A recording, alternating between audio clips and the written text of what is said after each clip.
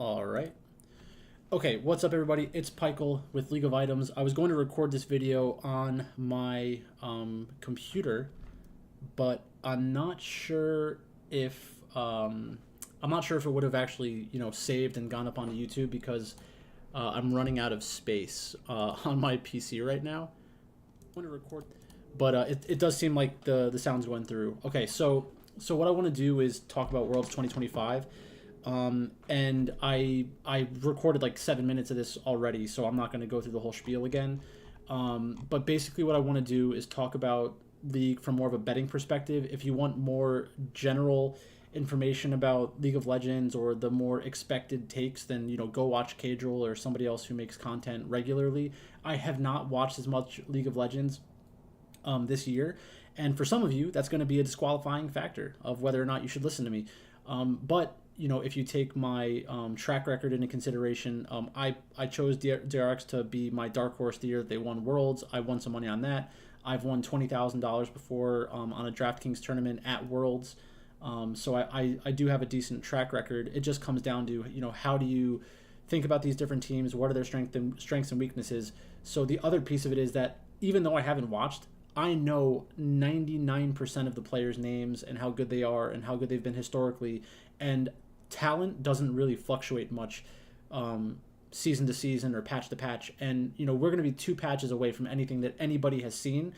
And, if you're too, focused on things like previous patches, it could really easily screw up how you analyze these teams and the more fundamental parts of the team that translate better from patch to patch. So let's just start talking about teams. Right now it's between $350 to $400, and I might just have another 100 or so that I just put onto stuff as the matches go on if I see good value. But the first match is going to be T1 versus Invictus Gaming. I would easily bet on both of these teams to win Worlds if I had conviction one way or the other. They're both very good teams. It's obvious why T1 is the favorite in this match. Their odds to win Worlds are much better right now. But now is the time to bet on Invictus Gaming. If you think that they can win this match, then there is no match that they cannot win. It doesn't mean that they will win the match, but the worst case scenario is that they go into a head-to-head matchup as like a 40% win percent. The expectation would be they win any match at least 40% of the time. And I think that's a good value at this point, because immediately after beating T1, they will immediately be thought of as a real contender because T1 are former world champions. So you have Doran, Owner, Faker, Gumayushi, and Keria, all very good players. Doran, not as high upside as some of the other top laners that T1 has had in the past, but that can be an okay thing. For Invictus Gaming, the Shy is the huge wild card. I did mention before in the recording that got deleted, basically, that the Shy is if I was on the coaching staff of T1, I would try to get some of these pocket picks out of the way early so that he can't destroy us in like a game 4, game 5. So that's one thing to consider. The odds, and we're going to go over the odds at the end. I just want to go through each team first, but I would consider Invictus Gaming. They're probably some of the better odds that are currently available, just because of what I said. If they win this match, they will immediately go to like plus 1,000, and I think they're over plus 2,000 currently. So let's just talk through some of these teams. So Top Esports, I think that 369, Kanavi, Cream, Jackie Love, and Hong, they're all world caliber players. It's another team that you should definitely consider betting on, but their odds are very low. I believe it's plus 500, and we will go over their actual odds and the implied win percentage, the break-even point. KT, on the other hand, I don't think that they have a realistic chance of winning Worlds. They don't have the players that will, take over an entire series. It's possible, but we haven't seen that from any of them, in my opinion. And I know that KT, Rolster, and Top Esports aren't theoretically matching up in the early part of the tournament, but if you saw these two rosters line up against each other in the finals, you would expect Top Esports to be a large favorite, like implied to win 65 to 70% of the time, and that's even with KT Rolster getting to the finals. I still think it would be a lopsided finals in terms of what the expectation is. Next up, we have 100 Thieves, Fnatic, and PSG Talon. So 100 Thieves has no shot at winning Worlds. They're just not talented enough. They can be competitive. Maybe they get through one round of the knockout stage, but they will not. They will not win Worlds. Betting money on them is essentially lighting it on fire. And if they won, it would be so cool that I don't even care that I lost money. But they won't. So Fnatic, same thing. Fnatic is just not good enough to win Worlds. Humanoid's not there. If Humanoid was here, people would probably think more highly of them because they have an unrealistic expectation of what Humanoid can do against international competition. But that's okay. I'm not wasting my money on Fnatic.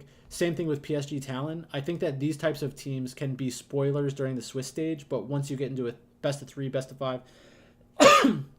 Sorry, I'm getting over some allergies and some cold. If I go in a coughing fit, it's your fault, not mine. This page is going to keep breaking. I'm going to have to get through this fast because I'm going to keep coughing. So none of these teams. I'm not betting on any of them. Actually, screw it. I don't want to keep coughing, so I want to go through who I actually bet on. So, sorry. Koi. I put money on Koi because I like Jojo Pyun. If he wins, I want to have money on it. CTBC. I also believe in some of the players. I think they have high upside. Junja, Doggo, Hongq. These are players that I think have the upside of being difference makers. They're not the greatest necessarily, but they're such they're such long odds that they're a decent bet to make, because if they make it far enough, I'll get the ability to cash out. Everything's freezing. That's not good. Okay, we're fine. Okay, so yeah, Koi. Let's just go to Koi real quick.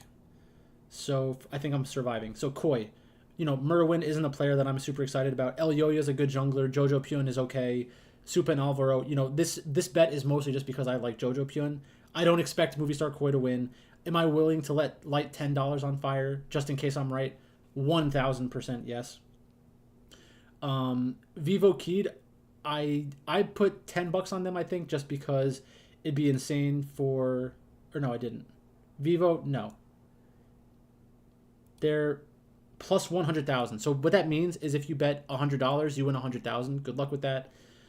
Koi is 0.01%, so obviously... Or sorry, it's 1%. Very unlikely to win. CTBC, same thing. If you just did 100... divided by 17, you get 5%. So if a random team won, it would be about 6%. I don't think that's really what we're dealing with here. But I think it's better than 1%, but it's probably close to 1%. Maybe 2, 3, 4% of their chance to win Worlds, which is very low. Invictus Gaming, this is why I think they're such a good value. If you look at other teams, anyone's legend. If it was anyone's legend versus Invictus Gaming in a match, I would just probably pick Invictus Gaming as the underdog. I'd be fine with that. But at a 4% chance to win, if you compare them to all the other teams up here, they're just very good odds. They're very good odds to win. So you have an edge over that bet. So plus 2,500, I put $50 on it. So if they win, I'll win $1,200. Top Esports, another team with just a really good, talented roster historically, plus 1,200. So if I bet, I already bet $100. I will win 1,200 if they win. I put 100 on T1 and BLG. So my portfolio altogether, I might have more, 1 or 2 more bets in my. I might have changed these numbers slightly, but this is $370. So if either of these two teams wins, I still make $130 profit, which is pretty good. I'm willing to lose. If Gen G or Hanwha Life wins, then yeah, I'm not going to win money this year at Worlds. That's fine. Some of you want me to pick a single team to win. I haven't been watching enough League to do that specifically. But again, I just want to get my money on what I perceive to be a good value. So let's just do this. So first up, let's talk about Koi. So Koi, we already talked about. CTBC, we already talked about. Invictus Gaming, we already talked about. Top Esports. So Top Esports, we already talked about. 369, Kanavi, Cream, Jackie Love, Hong. They're all world class players. There's no reason to think that they cannot win. T1 we already talked about. BLG. BLG is a very good team. It's surprising that Shadow played in the finals, but Bin, Knight, Elk, and On are all very, very good players. Um, every time that I talk about league, there's like the former world elite players that their team could have been sick if they stayed together. When Elk was named Jaomong, but Elk is still he's one of the best AD carries in the world, in my opinion, in terms of long term talent. Uh, but you have extreme champion diversity with Bin and Knight. They have a lot of different champions that they can pull out. They may not be champions that they're known for, but they have diverse champion pools. Elk can play anything. Most AD carries can play anything. They're just not going to be difference makers on a lot of the champions. So there will be some matches where they like disappear because they get drafted around. BLG Hanwha Life, for Hanwha Life, Zeus, Peanut, Zika, Viper, Delight, very good team, very high quality team. Their implied win percentage at Worlds is 31%. So if you ran this tournament 100 times, the sports book is saying that they would win it 31 times. They're saying that Gen G would win it 40 times. Keen, Canyon, Chovy, Ruler, Duro, that's fine. Canyon, one of the best junglers of all time. Chovy, very good mid laner. Ruler, very good AD carry. Duro, I'm not as excited about. Keen, very good, highly thought of top laner for a long time. Hasn't really been the best, in at Worlds, and he's never really been able to fully realize his talent. But if this is the year where they win, good for them. Let's talk about some of the teams that I'm not betting on and why. So Anyone's Legend, Flandre, Tarzan, Shanks, Hope, and Kale. I don't like Hope.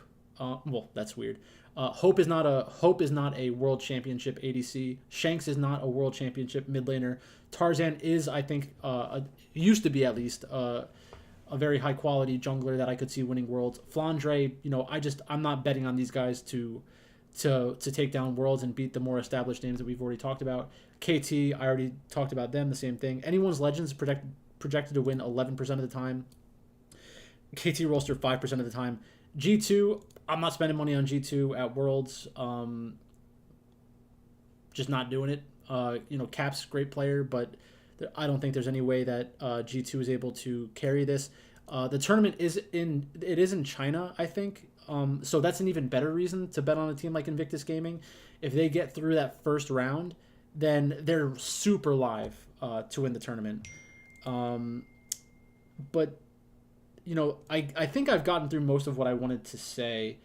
Like I said, I haven't watched much League this year, but the important thing to realize is that so many of these players have been at multiple worlds. The reason is because talent is pretty static in terms of a League of Legends player. It's more similar to chess than it is to a traditional sport. In traditional sports, you want to get the young players in, and there's something that you've never seen before, so theoretically that's exciting. And that does happen every once in a while in League of Legends, but it needs to be a young player on an established team with some very good players. It's much more difficult to, completely take a team out of nowhere and win worlds. Like a player like Zika, even though he wasn't a very well-known player around the world before that DRX championship, that's the reason I chose them to win worlds. You don't need to be betting on complete unknowns, but you need to have some real information backed by what your some real data, but also some real time spent watching these players and deciding for yourself who you think is a world-class player but may not have shown it yet or has the potential to be a world-class player. So I think that's probably the best thing to leave it off on. I would say, it's these types of videos are always, just fun to make because I like letting people know what I'm going to be betting on, because I like being right about stuff, which is not to say that I will be right. But, if you're telling me that Gen G or Hanwha Life wins worlds 70% of the time, I'll take the 70%, the 30%. And, if one of my bets hits, I'll probably make a 20% ROI, which is just a little bit of extra action on Worlds. It's not life-changing money. It's not meant to be life-changing money. But if you have a different opinion than me, you should try to act on that. Not necessarily through betting, but just, actually take a stand and say, this is the team that I believe is going to win. This is why I think they're going to win, or this is why I think they're much better than what their odds are implying. So, somewhat of a rushed video. I got through this video halfway already, and you can tell my voice is kind of hoarse because of allergies and stuff. So I don't want this to run on too long. So that's basically it. Sorry I didn't have the intro music going. Just wanted to get this out and, give my thoughts on Worlds. So whatever teams you think have the best chance to win, feel free to comment about it. We can talk about it in the comment section. A lot of people have been asking where I've been. I've been busy with work full time. But yeah, happy to make a video for everybody and excited to watch Worlds. It's been a couple of it's been a year, almost a complete year since I've watched a lot of League of Legends back to back to back. So I'm excited to do that again during Worlds. It's always a great time of year to watch some League. But that's it. That's all I got for you. Thanks everybody.